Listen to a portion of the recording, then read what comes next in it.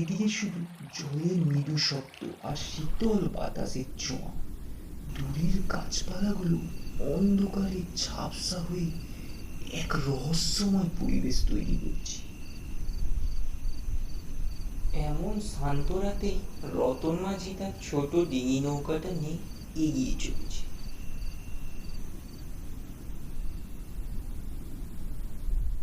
সাকিব কাজ থেকে দেরি হওয়ায় ভ্যাসেল পায়নি, তাই সাকিব রতন মাঝি ছোট ডিঙি নৌকায় বাড়ি ফিরছিল।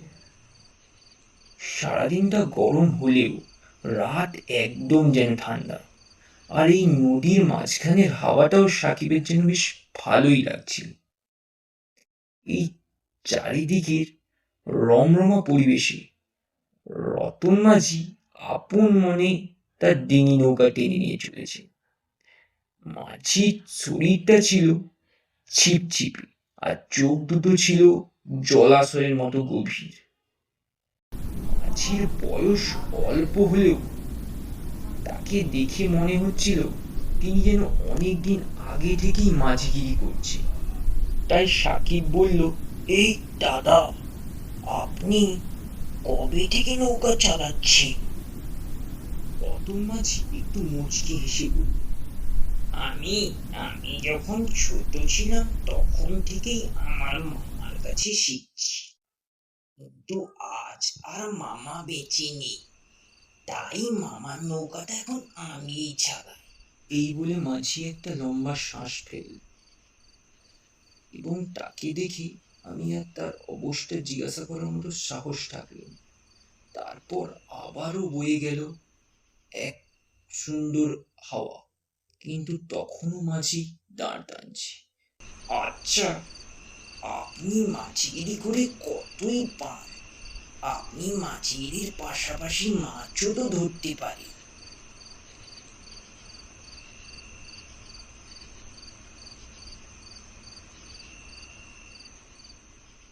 তো আগে মাছই ধরতাম, তারপর একদিন যা ঘটলো। কেন, কি ঘটলো? ওসব জেনে লাভ নেই ভাই। তারপর এই কথাটা শুনে সাকিবের যে একটু অদ্ভুত মনে হয়েছে আর কাউকে বলতে লাগলো। তারপর কালো নদীর মাঝামাঝি পৌঁছতেই শোনা গেল এসব অদ্ভুত শব্দ।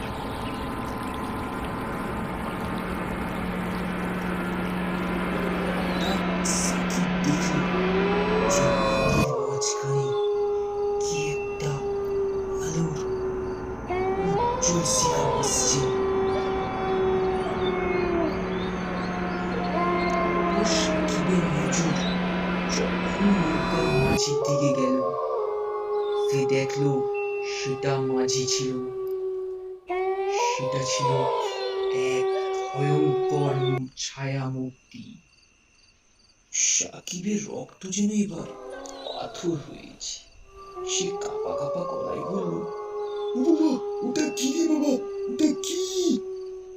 হঠাৎ নৌকাতে কি একটা এসে ধাক্কা দিল, এবং দেখতে দেখতেই ডুবে গেল নৌকা।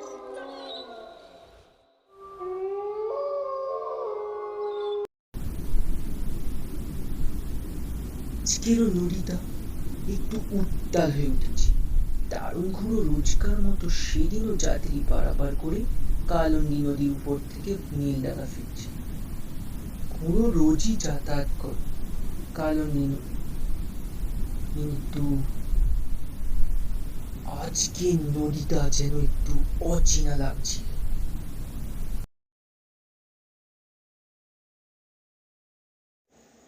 নদীটার ঢেউ আজ মোটেই আমার সুবিধার মনে হচ্ছে না, আমাকে তাড়াতাড়ি ডাঙায় ফিরতে হবে। এই বলতে বলতে দারুণ খুঁড়ো নৌকার হাল টেনে নিয়ে চলল। খুঁড়ো পেশায় মাঝি হলেও তিনি যাত্রাপালা গান শুনতে খুবই পছন্দ করেন। তাই জন্যই পাশের 24 গ্রামে যখনই তিনি যাত্রী পারাপার করতে যান, তখনই তিনি যাত্রা দেখে আসেন।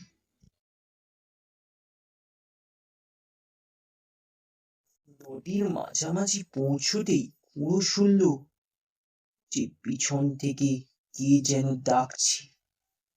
ও খুড়ো, খুড়ো। এত রাতে মাঝ নদীতে কে আবার আমায় ডাকবে? এই বলে খুঁড়ো এদিক সেদিক দেখতে লাগলো, কিন্তু কাউকে দেখতে না পেয়ে খুঁড়ো আবারও নৌকার দাঁড় টানতে লাগলো। তখনই খুঁড়ো ডান পাশে দেখল যে কি একটা আলোর শিখা যেন ভাসছে।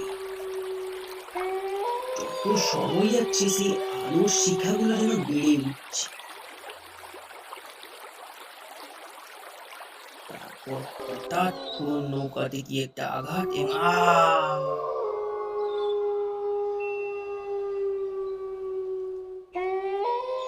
শেষ হলো আজকের এই গল্প। দেখা হচ্ছে পরের ভিডিওতে, কিন্তু তার আগে আমাদের এই চ্যানেলে তাকে সাবস্ক্রাইব করে দিও এবং বন্ধুদের সঙ্গে প্রচুর প্রচুর করে শেয়ার করো, যাতে আমাদের পরের ভিডিওটা বানানোর জন্য